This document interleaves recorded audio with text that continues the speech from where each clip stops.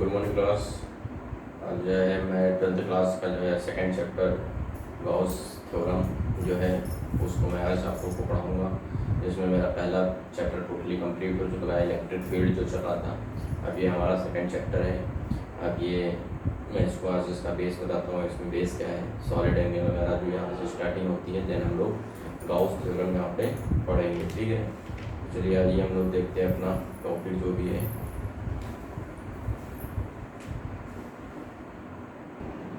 जैसा कि हम लोग वहाँ पे जो भी पढ़े थे वो हमारा इलेक्ट्रिक फील्ड पहला चैप्टर था। अब हम लोग दूसरा चैप्टर स्टार्ट कर रहे हैं। यहाँ पे दूसरा चैप्टर हम लोग का है वैद्युत फ्लक्स। वैद्युत फ्लक्स इसको बोलते हैं, तथा गॉस की प्रमेय। ठीक है, ये हमारा चैप्टर नेम है। इसको इंग्लिश में बोलते हैं इलेक्ट्रिक फ्लक्स।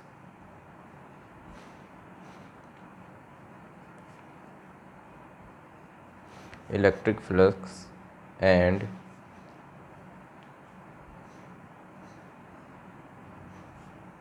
Gauss theorem. ठीक है, तो यहाँ पे सबसे पहले हम लोग स्टार्टिंग करेंगे। हम लोग यहाँ पे आप लोग को बता रहे हैं धन कोण क्या होता है। सबसे पहले सॉलिड एंगल, सॉलिड एंगल के बारे में जानेंगे क्या होता है। ठीक है, मैं देखिए बता रहा हूँ, आप लोग थोड़ा सा ध्यान दीजिएगा, समझ में आएगा। जैसा कि हम लोग जानते हैं, मान लीजिए कि जैसे कि वृत्त की चाप, ठीक है, मतलब आर्क, वृत्त के केंद्र पर एक कोण आंतरित करता है। ये आप लोग को मालूम भी होगा। मतलब कि वृत्त का जो आर्क होता है वो वृत्त के केंद्र पर एक कोण आंतरित करता है। ठीक है, इसे हम लोग क्या कहते हैं, समतलीय कोण कहते हैं। कैसा कोण कहते हैं, समतलीय कोण, मतलब कि प्लेन एंगल कहते हैं। और इसका जो मात्रक होता है वो रेडियन होता है।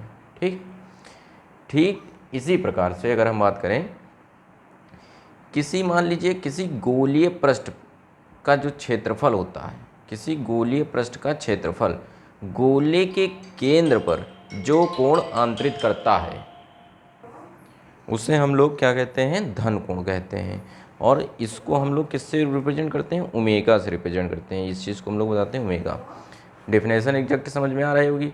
जैसे कि मान लेते हैं, मान लीजिए एक गोला है। ठीक है, क्या है, ये गोला है और गोले के बीच में एक केंद्र है, केंद्र O है। और इसकी हम लोग मान लेते हैं त्रिज्या कितनी है, R है,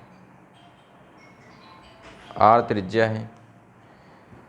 हम इसके पृष्ठ पर जो है, ये पृष्ठ है आपका, एक अवयव खींचेंगे। ठीक है, अवयव का मतलब मान लीजिए ये हमने कितना पार्ट ले लिया इसका, ये हमारा क्या हो गया, एक अवयव हो गया, छोटा सा एरिया ले लिए हमने इसका।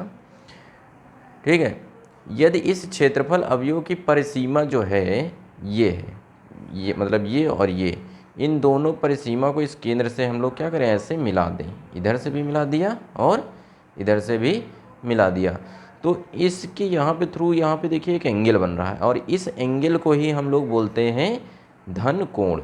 ये देखिए बहुत ही, ये हमारा पूरा एक गोला था, इसका हमने थोड़ा सा पार्ट लिया है, तो इस थोड़े से पार्ट को हम लोग बोलते हैं DA, मतलब थोड़ा सा एरिया है, थोड़ा सा क्षेत्रफल। ऐसा कि ये मान लीजिए कि बहुत ही छोटा सा एरिया है, तो इसको हम लोग इसीलिए D से रिप्रेजेंट करते हैं। और उसी के बिहाफ पे यहाँ पे जो एंगल बन रहा है ओमेगा बनता है, लेकिन इसको हम लोग D ओमेगा बोलेंगे, मतलब बहुत ही छोटा है, D यहाँ पे रिप्रेजेंट कर रहा है। ठीक है, तो आप लोग को इसकी डेफिनेशन एग्जैक्ट समझ में आ गई होगी।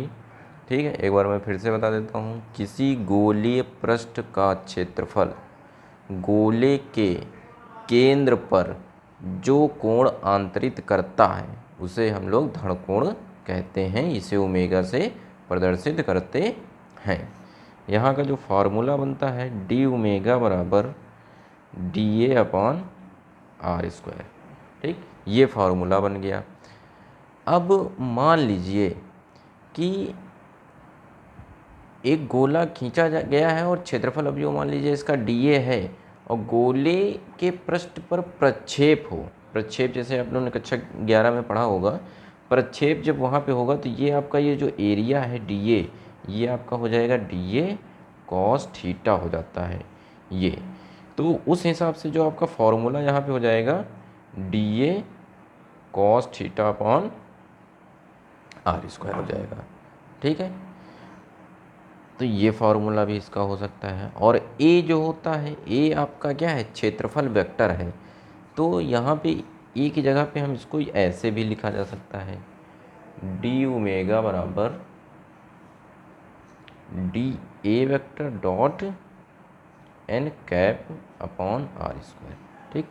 तो ये आपका इतना टोटल धन कोण क्लियर हो चुका है। इसकी मैंने डिफिनेशन बताई है, इसको आप लोग नोट कर लीजिएगा। अब नेक्स्ट टॉपिक जो है अभी हम लोग यहाँ पे पहले जानेंगे वैद्युत फ्लक्स क्या होता है, तब हम लोग आ जाएंगे गॉस की प्रमेय पर। अब हम लोग पढ़ेंगे वैद्युत फ्लक्स। वैद्युत फ्लक्स क्या है? देखिए, वैद्युत फ्लक्स को समझने के लिए सबसे नॉर्मल बात हम अगर करें, मतलब वैद्युत फ्लक्स मान लीजिए एक ऐसा ये प्रॉपर्टी होती है या गुण होता है कि किसी वैद्युत क्षेत्र को वैद्युत बल रेखाओं द्वारा अगर मान लीजिए कि निरूपित किया जा सकता है, ठीक है। जहाँ वैद्युत बल रेखाएं मतलब कि पास पास होंगी, मान लीजिए जहाँ पे वैद्युत बल रेखाएं पास पास होती हैं वहाँ वैद्युत क्षेत्र बहुत ही प्रबल होता है। प्रबल का मतलब समझ रहे हैं, ठीक है। और जहाँ पे बल रेखाएं दूर दूर हों वहाँ पर वैद्युत क्षेत्र निर्बल होता है। ये आप लोग को समझ में आ रहा होगा, मतलब कि जहाँ पे वैद्युत बल रेखाएं, किसी भी वैद्युत क्षेत्र में वैद्युत बल रेखाएं अगर मान लीजिए कि क्या है, पास पास हैं, तो वहाँ पे वैद्युत क्षेत्र जो होगा प्रबल होगा। अगर दूर दूर हैं तो वैद्युत क्षेत्र निर्बल होगा। फिर अगर हम बात करें वैद्युत क्षेत्र में स्थित किसी काल्पनिक पृष्ठ पर, मान लीजिए कि वैद्युत क्षेत्र में स्थित किसी काल्पनिक पृष्ठ पर, जैसे कि मान लीजिए कि हमने एक ये ऐसे काल्पनिक पृष्ठ बना दिया है, ठीक है। वैद्युत फ्लक्स उस पृष्ठ से होकर गुजरने वाली वैद्युत बल रेखाओं की संख्या की माप होती है, ठीक है। यहाँ पे देखिए मैंने इसका डायग्राम बना दिया है, इसको आप लोग बना लीजिएगा। जो मैंने डेफिनेशन बताई है उसको लिख लीजिएगा, इसका जो फॉर्मूला है ये मतलब कि इंटीग्रेशन का निशान है, ये ए पूरा एरिया को रिप्रेजेंट कर रहा है, ई vector dot D A vector, ठीक है। अब इसी में जैसे कि आगे हम बात करें, मान लीजिए कि वेक्टर ई वेक्टर और डी ए वेक्टर के बीच का जो एंगल हो वो थीटा हो, क्या हो, ये मान लीजिए हम इसके बीच का एंगल थीटा मान रहे हैं, तो इसको हम लोग ऐसे लिख सकते हैं, E vector dot D A vector is equal to E D A cos theta. Vector यहाँ पे हट जाएगा, ठीक है। तो ये जो हमारा फॉर्मूला हुआ एक तरीके से ये ऐसे हो जाएगा, फाई ई बराबर जो हमारा इंटीग्रेशन इसकी जगह क्या आ जाएगा, ये ई डी ए कॉस थीटा, ठीक। तो ये हमारा हो गया। अब इसको अगर और हमें अच्छे से लिखना है तो यहाँ पे देखिए मैं इसको आगे पेस्ट कर रहा हूँ, इसको ये ऐसे लिख सकते हैं, फाई ई बराबर हमारा ई कॉस थीटा हमारा क्या हो गया, बाहर आ गया, इंटीग्रेशन डी ए बचा, ठीक है। अब यहाँ पे हम लोग जानते हैं इंटीग्रेशन ए डी ए जो होता है, इसका अगर हम डी ए का इंटीग्रेशन करते हैं तो केवल क्या बचेगा, ए बचता है, ठीक है। ये आप लोग को मैथ्स में पढ़ाया जाएगा तो वहाँ पे क्लियर हो जाएगा। तो ये आपका ये हो गया, phi E equal to E A cos theta, मतलब इसकी जगह पे आ गया तो वही मैंने सीक्वेंस सेट लिया है, ई ए कॉस थीटा। अब यहाँ पे अगर मान लीजिए कि दो कंडीशन आपकी हो सकती हैं। एक कंडीशन हो सकती है यदि समतल पृष्ठ वैद्युत क्षेत्र ई के अभिलंबवत है। अगर जब अभिलंबवत होता है तो थीटा की वैल्यू 0 रखते हैं, तो जब थीटा की वैल्यू यहाँ 0 रखेंगे तो फाई ई आपका कॉस 0 की वैल्यू 1 होती है, तो ये आ जाएगा, ठीक है। दूसरे केस में क्या होगा कि यदि समतल पृष्ठ वैद्युत क्षेत्र ई वेक्टर के समांतर हो, जब समांतर होगा तो थीटा की वैल्यू 90 डिग्री होगी। जब 90 डिग्री होगी तो यहाँ पे वैद्युत फ्लक्स जो होगा हमारा 0 होगा। ठीक है, तो यहाँ पे ये 2 केस हो गए। अब इसके बाद जो है वैद्युत फ्लक्स की मान लीजिए अगर हमें मात्रक पूछ लिया जाए या वीमा पूछ लिया जाए, तो मात्रक और वीमा कैसे इसकी पता करेंगे। तो यहाँ से हम लोग दोनों निकालना मैं आप लोग को सिखा रहा हूँ। देखिए ये आपका था फाई बराबर ई ए कॉस थीटा, ठीक, ये था। अब यहाँ पे अगर हम देखिए मात्रक की बात करें तो ई का मात्रक आपको मालूम होना चाहिए और ए का, ये तो कोण है, ठीक है, क्योंकि कॉस थीटा का कोई मात्रक नहीं होता है। तो ई का जो मात्रक है वो आपका होता है न्यूटन पूरा लिख रहा हूँ, न्यूटन प्रति कूलॉम, ठीक है, और ए का जो मात्रक होता है वो होता है मीटर स्क्वायर, ठीक है। अब यहाँ पे देखिए इसको थोड़ा सा सॉल्व करिए, न्यूटन मीटर स्क्वायर, कूलॉम ऊपर चलेगा तो कूलॉम इनवर्स, मतलब इसको हम लोग ऐसे लिख सकते हैं, न्यूटन मीटर स्क्वायर कूलॉम की पावर -1। इतना क्लियर हो चुका होगा। अब इसी के बिहाफ पे अगर आप लोग को हमने कहा वीमा लिखो, तो वीमा भी आप लोग ने 11वीं क्लास में सीखा ही है। देखिए यहाँ पे फॉर्मूले में न्यूटन है, तो न्यूटन की वीमा आप लोग को मालूम था mLT-2 होती है, ठीक। फिर नीचे आपका है कूलॉम की वीमा होती है AT, और इधर आपका इनटू में है मीटर स्क्वायर, तो मतलब कि L स्क्वायर, ये हो गया। अब इसको आप कैलकुलेट कर लीजिए, कैलकुलेट करने पे जो आ जाएगा वही आपका इसकी वीमा हो जाएगी। तो कैलकुलेट करने पे आपका ये आ जाएगा, ये आपकी वीमा हो गई, ठीक है। तो यहाँ से आपका ये वैद्युत फ्लक्स आपका जो है कंप्लीट हो चुका है। अब हम लोग का जो टॉपिक आ रहा है, अब हम लोग इसमें गॉस की प्रमेय पढ़ेंगे। गॉस की प्रमेय, सबसे पहले हम लोग गॉस की प्रमेय का स्टेटमेंट पढ़ेंगे क्या होता है, फिर उसके बाद इसका डेरिवेशन भी करेंगे, ठीक है। तो आइए सबसे पहले हम जानते हैं इसका स्टेटमेंट क्या है।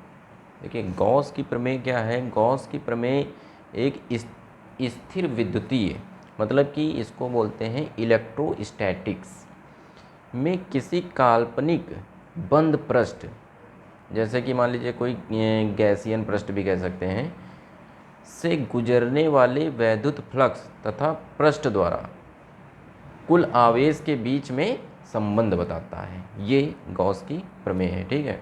अब जैसे इस नियम के अनुसार हम जैसे गैसियन पृष्ठ की हमने बात करी थी, तो गैसियन पृष्ठ आपका ये हो सकता है। मैं इस टॉपिक को नेक्स्ट पेज पे कर रहा हूँ ताकि यहाँ पे टोटल डेरिवेशन हो जाए। मान लीजिए कि ये हमारा एक बंद पृष्ठ है, ठीक है, जैसे कि ये इसका केंद्र है वो है, हमने इसके बाउंड्री पर एक हमने अवयव DA अवयव ले लिया है, इसके दोनों सिरों को हमने मिला दिया, जैसे कि अभी हमने समझाया था। ये बिंदु P है और ये R मीटर दूरी पर है, स्मॉल r हमने ले ली, और इनके बीच का एंगल d ओमेगा बन रहा है। यहाँ पे +q आवेश है, यहाँ पे मान लीजिए ये बिंदु P है, और यहाँ पे ये E हमारा हो गया E वेक्टर, और ये हमने DA वेक्टर, ठीक है। तो ये है मान लीजिए बीच का एंगल हमने मान लिया थीटा है, और ये हमारा पृष्ठ A है, और ये जो हमने लिया था इसका क्षेत्रफल DA है, क्योंकि ये छोटा क्षेत्रफल है। तो इस नियम के अनुसार पहले इसका मैं स्टेटमेंट बता देता हूँ, जो मेन इसका स्टेटमेंट है। किसी बंद पृष्ठ से, ये देखिए, किसी बंद पृष्ठ से गुजरने वाला वैद्युत फ्लक्स फाई ई उस पृष्ठ द्वारा कुल आवेश Q का 1/ε गुना होता है। ये इस नियम का कथन है, ठीक है। इसका जो फॉर्मूला है ये है फाई ई बराबर Q/ε0, ठीक, ये इसका फार्मूला है। अब हम लोग इसकी प्रूफ करेंगे। ये स्टेटमेंट लिख लीजिएगा। प्रूफ में देखिए जो यहाँ पे हम लोग स्टेटमेंट लिखेंगे, मैं बता रहा हूँ, आप लोग सुनिए, इसको लिख लीजिएगा। जैसे कि माना कि एक बिंदु आवेश +q, ये देखिए, ठीक है, एक बंद पृष्ठ A, ये बंद पृष्ठ A है, के भीतर बिंदु O पर स्थित है। माना कि इस पृष्ठ पर एक बिंदु P है, ये P है, ठीक है। चारों ओर एक लघु क्षेत्रफल अवयव dA है। ये देखिए, इसके चारों ओर एक लघु का मतलब बहुत छोटा लघु क्षेत्रफल अवयव dA है। पृष्ठ पर अभिलंबवत खींचे गए dA वेक्टर से निरूपित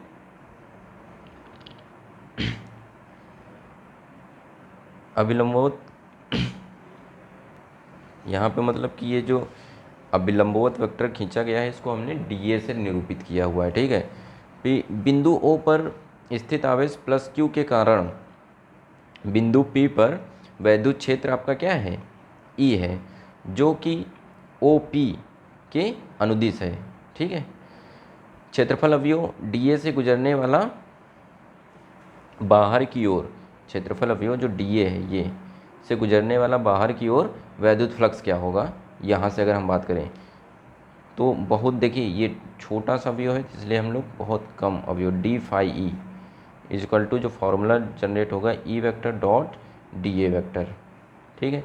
इसके बीच का देखिए एंगल क्या है, थीटा है, तो इस वजह से हम लोग जैसा कि अभी हमने पीछे बताया था इसको हम लोग ये लिख सकते हैं E dA cos theta, okay.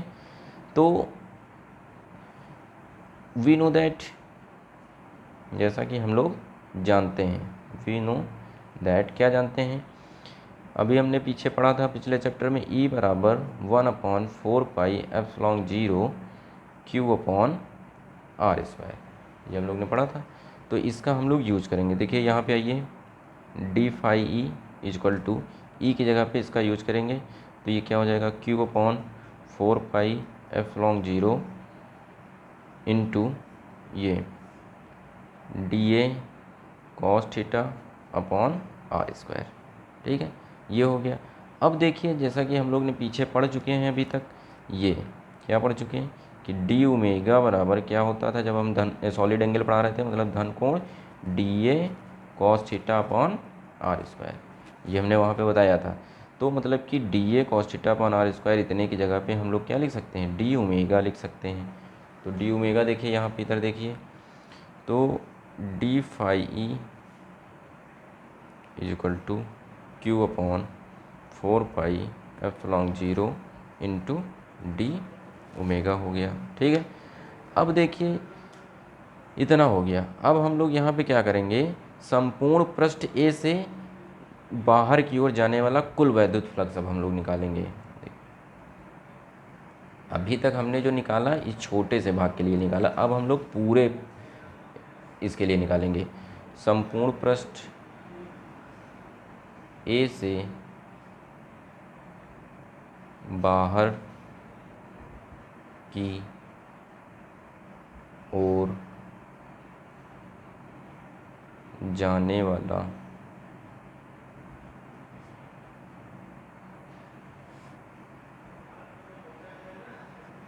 कुल फ्लक्स, देखिए कुल निकाल रहे हैं, फाई बराबर हमारा जो फॉर्मूला था एक तरीके से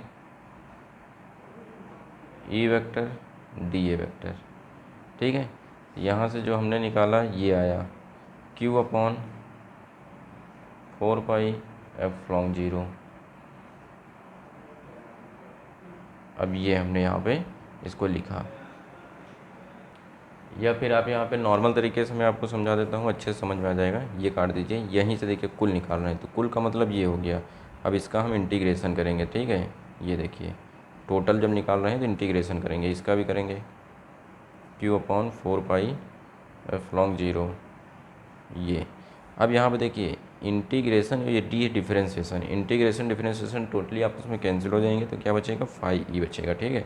और ये कांस्टेंट है तो इसको हम बाहर लिख सकते हैं, और अंदर हमारा ये इंटीग्रेशन डी ओमेगा बचा, ठीक है, ठीक है।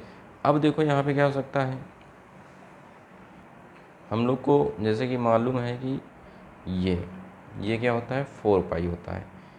क्यों 4π होता है, क्योंकि ये संपूर्ण पृष्ठ है, ठीक है, किसका, गोले का, ठीक है। तो ये क्योंकि हम गोला ही है ना ये, तो यहाँ पे इसकी जगह पे हम लोग यूज़ कर सकते हैं 4π। देखिए Q/4πε0 इंटू 4π, 4π से 4π आपका कैंसिल हो गया, तो फाई इजक्वल टू Q/ε0। तो ये आपकी गॉस की थ्योरम प्रूफ होके आ जाती है। तो इस चीज़ को आप लोग एकदम एग्जैक्ट सही से समझ लीजिए, ठीक है। और एक दो बार प्रैक्टिस करेंगे एग्जैक्ट ये आप लोग को समझ में आ जाएगी। तो यहाँ पे आपका ये गॉस का थ्योरम जो है आपका कंप्लीट हो चुका है। अब इसकी नेक्स्ट वीडियो जो मैं एक ही वीडियो इसमें पार्ट 2 बनाऊँगा केवल, उसमें जो है आपका गॉस के नियम के जितने भी अनुप्रयोग हैं, मतलब कि अप्लीकेशंस ऑफ गॉस लॉ जो भी हैं वो मैं सारे इसमें बता दूंगा, ठीक है। वीडियो थोड़ा सा लॉन्ग रहेगा सेकंड वीडियो, तो एक ही वीडियो में सारे एप्लीकेशन बताऊंगा और फिर ये सेकंड चैप्टर भी आपका टोटल फिनिश हो जाएगा। फिर हम लोग थर्ड चैप्टर पे आ जाएंगे, ठीक है। आज की क्लास यहीं पे समाप्त करते हैं। Thank you class.